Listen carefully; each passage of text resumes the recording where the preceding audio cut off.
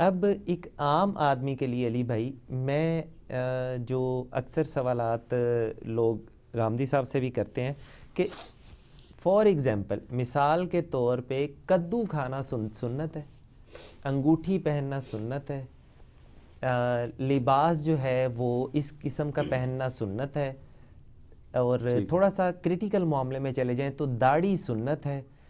کیا آپ ان چیزوں کو سنت اور تواتر یا قرآن کے مقابل ہی قرار دیں گے، یا یہ وہ سنت ہے جو احادیث میں تو موجود ہے آپ کے بقول کے سنت اور احادیث جو احادیث تواتر کے ساتھ ہمیں مل جائیں وہ سنت، یا جو عملی طریقہ ہے نبی کریم صلی اللہ علیہ وآلہ وسلم کا وہ سنت کہلاتا ہے؟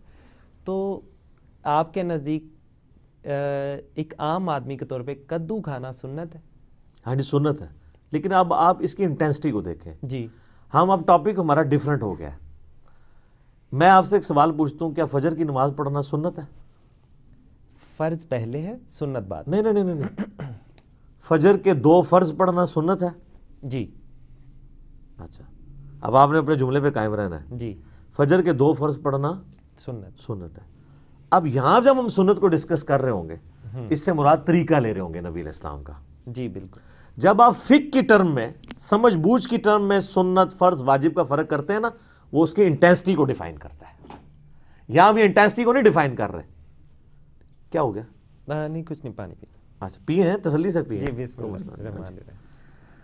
تو فجر کے 2 فرض پڑھنا سنت ہے۔ جب یہ ہم سٹیٹمنٹ دے رہے ہوں گے، اس سنت سے مراد نبی صلی اللہ علیہ وآلہ وسلم کا طریقہ لے رہے ہوں گے ہم۔ جی بالکل، ٹھیک ہے نا جی؟ طریقہ۔ ہاں، اب آپ انٹینسٹی کی بات پوچھ رہے ہیں نا، کہ کون سی سنتیں ایسی ہیں جو فرض کی کیٹیگری میں فال کرتی ہیں، کون سی سنتیں ہیں جو نبی علیہ السلام کا ذاتی شغف تھا، اور ہاں یا آپ علیہ السلام نے اس کو اپنی یعنی ماننے والوں کو اس طریقے سے ٹرانسفر نہیں کیا، بلکہ آپ کے ماننے والوں نے آپ علیہ السلام کی محبت کی وجہ سے اس کو اڈاپٹ کیا۔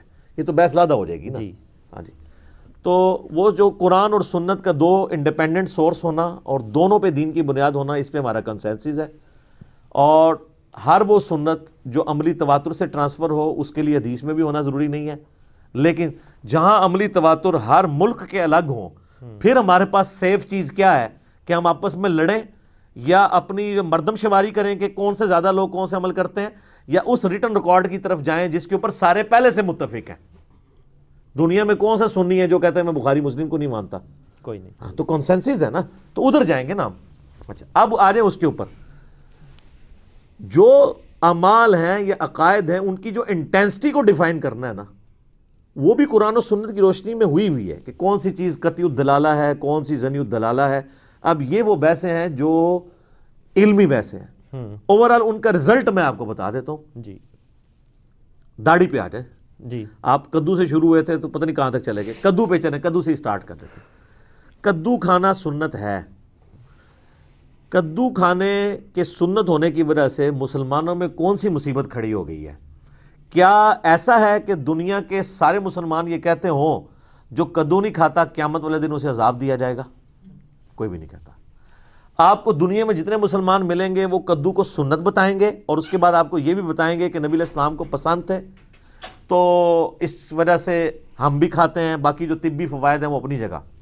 لیکن کوئی شخص یہ کہتا ہے جو کدو نہ کھائے وہ گناہ گار ہے، اور ہفتے میں 1 دن کدو کھانا ضروری ہے، جس طرح کہ ہفتے میں 1 دن جمعے کی نماز جمعے کے دن پڑھنا ضروری ہے، اس طرح تو کوئی نہیں مان رہا۔ لہٰذا کدو کی سنت نے، اس معصوم سنت نے کون سا دین کے اندر ایسی مصیبت کھڑی کر دی ہے کہ اس کی کوئی لکیر پیٹ رہا ہے؟ یہ تو نہیں ہو رہا۔ اب رہا چند صوفیاء کے واقعات کہ جی وہ فلاں بندے نے کھڑے ہو کے قاضی ابو یوسف کے سامنے کہہ دیا مجھے کدو پسند نہیں، تو وہ اندر سے تلوار نکال کے لے آئے۔ تو سر قاضی ابو یوسف جو کچھ کرتے رہے ہیں ہم تو اس کو کنڈیم کر رہے ہیں، ان کا ذاتی فعل ہے۔ اللہ کا شکر ہے کہ آپ یہاں پہ اگر کسی کے سامنے ایسی بات کرتے ہیں تو وہ تلوار نکالنے نہیں جائے گا۔ ویسے کوئی پاگل ہے تو لادہ بات ہے، کون کہے گا؟ گھر میں بچپن میں اللہ کے فضل سے آپ سارے لوگ ہی کدو کو بچپن میں ناپسند کرتے رہے ہیں، آج تک کسی باپ نے اپنی اولاد تو ذبح کوئی نہیں کی ہے قاضی ابو یوسف کے فتوے کے اوپر۔ پریکٹیکل مثال ہے، کدھر ہماری کلچرل نہیں ہے۔ اور یہ بھی یاد رکھیے گا، کدو کا ناپسند ہونا کسی کو کوئی ایسا مسئلہ نہیں ہے، نبی علیہ السلام نے خود کئی چیزیں پسند نہیں فرمائی۔ بخاری مسلم میں آتا ہے کہ خالد بن ولید کہتے ہیں کہ گوہ کا گوشت لا کے رکھا گیا ہمارے سامنے، نبی الاسلام بھی بیٹھے ہوئے تھے، تو میں بڑے مزے لے کے کھانا شروع ہو گیا اور حضور میری طرف دیکھ رہے تھے کہ کتنے خوشی خوشی سے یہ کھا رہا ہے. تو میں نے کہا یا رسول اللہ آپ بھی کھائیں. پر میں یہ میرے علاقے کی غذا نہیں، میں نہیں کھاؤں گا یہ. یعنی آپ کی وہ طبیعت مائل نہیں ہوتی اس طرف. تو اب اس کی بنیاد پہ آپ یہ کہیں گے کہ نبی علیہ السلام نے اللہ تعالیٰ کی کسی نعمت کی کفران نعمت کر دیا ہے. تو یہ اللہ نے اتنی ساری چیزیں کیوں پیدا کی ہیں کہ کوئی کسی کو پسند ہوگی کسی کو. تو اس کی ناپسندیدگی کی وجہ سے یہ نہیں ہوتا کہ کوئی شخص نبی علیہ السلام سے نفرت کر رہا ہے. یہ آپ کا ذاتی شغف تھا. البتہ جو چیزیں آپ نے ایز اے دین تعلیم فرمائی ہیں سر، اس میں تو ہم پھر پکڑیں گے. مثلا آپ علیہ السلام فرمایا تم میں سے کوئی شخص، صحیح مسلم میں حدیث ہے، اور میں مسلم کے حوالہ اس لیے دے رہا ہوں کہ ریٹن ریکارڈ ہے آپ کے لیے ہے کہ پوری امت کو پتہ ہے یہ عملی تواتر سے. آپ علیہ السلام نے فرمایا، صحیح مسلم کی حدیث ہے، کوئی شخص بائیں ہاتھ سے کھانا نہ کھائے، بائیں ہاتھ سے شیطان کھاتا ہے، تم کھانا دائیں ہاتھ سے کھاؤ. آپ کہتے ہیں مسلم شریف میں اتنے سخت الفاظ آ گئے، چھوڑ دیں. آپ ذرا مسلمانوں سے پوچھ لیں، دنیا میں کون سا مسلمان ہے جو کہتا ہے الٹے ہاتھ سے کھاؤ؟ یہ حدیث کی کتابیں نہ بھی ہوں، بخاری مسلم کی شکل بھی نہیں کسی نے دیکھی ہوگی، وہ بھی آپ کو بتا رہا ہوگا، وہ بھی اپنے بچے کو سکھا رہا ہوگا دائیں ہاتھ سے. عملی تواتر ہے. اور ایسا عملی تواتر ہے کہ دنیا میں کوئی مسلمان نہیں ہے جو الٹے ہاتھ سے کھانے کی ترغیب دلائے. ہمیشہ بچے کو دائیں ہاتھ سے کھانے کی ترغیب دلائی جائے گی. مسلم شریف میں حدیث ہے. اگر اب کوئی اس کا مذاق اڑائے گا اور کہے گا میں اس کو نہیں مانتا، یہ فضول چیز ہے، پھر ہم کہیں گے اب یہ دین کے اوپر حملہ ہے اور نبی علیہ السلام کی سنت میں حملہ ہے. اچھا، اسی طریقے سے نبی علیہ السلام ہر پسندیدہ کام دائیں طرف سے شروع کرتے تھے، لیکن کوئی بائیں طرف سے کرتا ہے سوائے کھانے کے تو آپ نے کوئی اس پہ قدغن نہیں کی. یا ایک اور چیز سنن ابن ماجہ میں ملتی ہے کہ دائیں ہاتھ سے لین دین کرو، شیطان بائیں ہاتھ سے کرتا ہے. وہ لین دین بھی یعنی اب کسی نے پیسے دینے کو چیز لینی ہے، لیکن اگر کوئی ہے ہی لیفٹی ہے، اس کی بائیں بازو میں طاقت ہی نہیں ہے، تو اس کے اوپر شریعت تو یہ قدغن نہیں لگا رہی ہے. اب آگے آ جائیں، جو بخاری مسلم میں حدیث ہے کہ نبی علیہ السلام اپنے پسندیدہ کاموں کو دائیں طرف سے شروع کرتے تھے.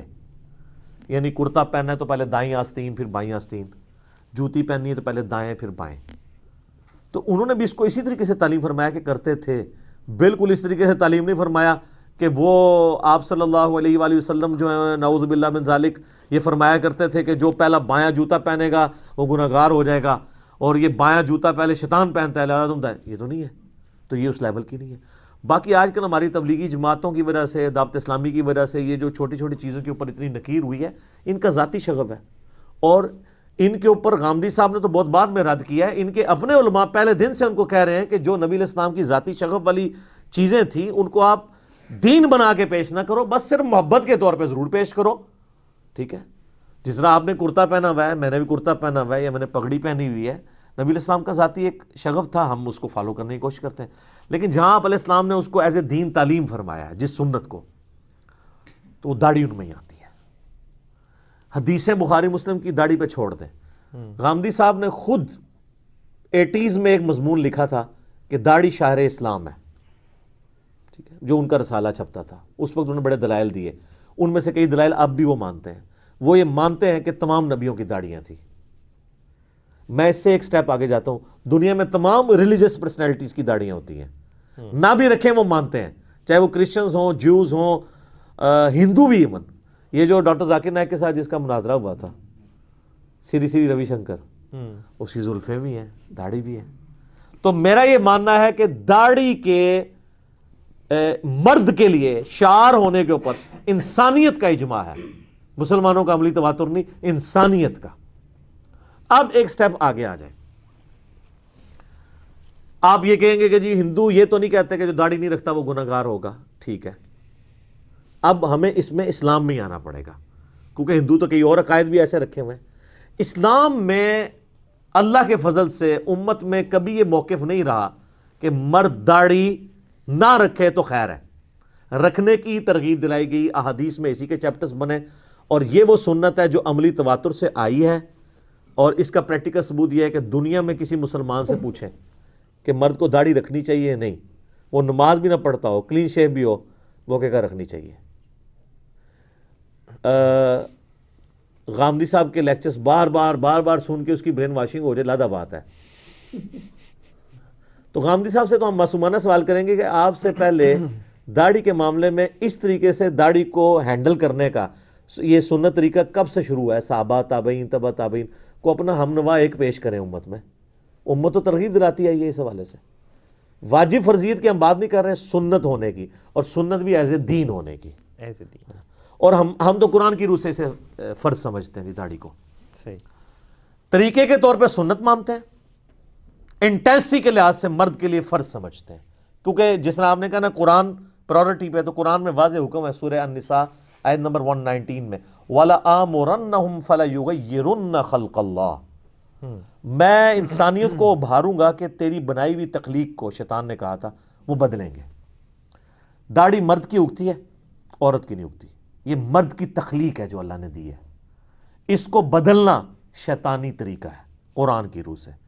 اور یہ قرآن کی آیت میں بخاری مسلم کی وہ ساری احادیث فٹ ہیں جن میں نبی علیہ السلام نے داڑھی بڑھانے کا حکم دیا ہے. اب اس کے اوپر کاؤنٹر نیریٹو کسی نے کھڑے کرنا ہے تو ہمیں پہلے قرآن سے دلیل لا کے دے کہ قرآن میں ہو کہ جی مرد اللہ کی بنائی ہوئی تخلیق کو بدل سکتا ہے. اس میں اگر کوئی یہ پلی لے گا کہ تخلیق بدلنا اگر اسی طریقے سے ہی منع ہے تو پھر آپ ختنہ کیوں کرواتے ہیں, زیر ناف بال کیوں صاف کرتے ہیں, تو ہم کہیں گے کہ وہ بھی عملی تواتر اور اجماع سے اور بخاری مسلم کی درجنوں احادیث کی روشنی میں نبی علیہ السلام کا حکم ہے کہ 5 چیزیں فطرت سے ہیں: ختنہ کروانا, مونچھیں پست کرنا, اور اس کے بعد زیر ناف بالوں کو صاف کرنا, بغلوں کے بالوں کو صاف کرنا, اور مسلم شریف میں الفاظ ہے داڑھی بڑھانا بھی. ٹھیک ہے, تو یہ چیزیں فطرت ہے, یہاں پہ یہ فطرت ہے اور اس کی حکمت ہے.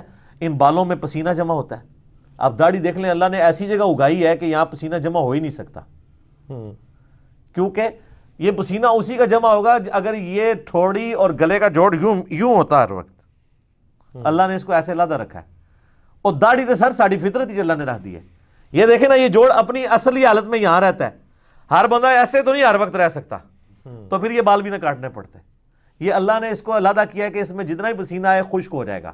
یہاں والا پسینہ خشک نہیں ہوتا, بدبو آتی ہے. اسی طریقے سے زیر ناف بالوں والی جگہ. تو یہ اللہ نے ہر چیز اپنی جگہ پرفیکٹ رکھی ہوئی ہے. ہم داڑھی کو فرض سمجھتے ہیں انٹینسٹی کے طور پہ قرآن کی روح سے, اس لیے کہ داڑھی منڈانا یہ اللہ کی بنائی ہوئی تخلیق کو بگاڑنا ہے, اور یہ عورتوں کی مشابہت ہے. بخاری مسلم میں حدیث ہے کہ ان عورتوں پہ لعنت جو مردوں کی مشابہت کریں, ان مردوں پہ لعنت جو عورتوں کی مشابہت کریں. اب رہ گئے داڑھی کی مقدار کتنی ہو, تو سر ہمارا یہ دعویٰ ہے کہ داڑھی کی مقدار کے اوپر اللہ کے فضل سے امت میں کبھی اختلاف نہیں رہا کہ جی داڑھی اگر کوئی چھوٹی کر لیتا ہے تو وہ حرام کا مرتکب ہے. پہلا بندہ شاہ ولی اللہ دہلوی ہے المتوفی 1052 ہجری, جس نے امت کو یہ پٹی پڑھائی ہے کہ مٹھی سے کم داڑھی جو ہے وہ حرام ہے. اسی پٹی کو لے کے احمد بریلوی صاحب چلے اور آج ہنگامہ لوگوں نے کھڑا کیا. ہمیشہ یہ بات ہوتی تھی کہ داڑھی مطلقاً مرد کے لیے فرض ہے اور سنت یہ ہے کہ مٹھی ہو. یہ کہیں کسی فقہ کی کتاب میں نہیں لکھا ہوا کہ مٹھی سے جس نے کم کر لی وہ ملعن ہو گیا اور لعنتی ہو گیا اور اس امام کے پیچھے نماز بھی نہیں ہوگی, یہ بھی نہیں ہوگا, وہ بھی نہیں ہوگا. قطعاً نہیں, یہ کہیں بھی نہیں تھا. یہ انہوں نے آج کل شروع کیا. اسی ہم تو قائل ہیں جس طرح آپ کی داڑھی ہے, ان کی داڑھی ہے, ہم نے تو کبھی نہیں کہا کہ یہ داڑھی جو ہے وہ آپ حرام کے مرتکب ہیں. صرف یہ کہیں گے کہ اگر مٹھی ہوتی تو نبی علیہ السلام کے طریقے کے زیادہ قریب ہوتی. ابھی بھی نبی علیہ السلام کے طریقے پر ہی ہے, تھوڑا سا دور ہے. جس طرح کہ پگڑی ہے زیادہ قریب ہے, ٹوپی ہے تھوڑی کم ہے, اور اگر کسی نے رومال رکھا ہوا ہے تو وہ بھی آلموسٹ قریب قریب ہی ہے. تو اس طریقے سے انٹینسٹی کی بات کریں تو ہم اس کی انٹینسٹی کو فرض سمجھتے ہیں. ٹھیک ہو گیا.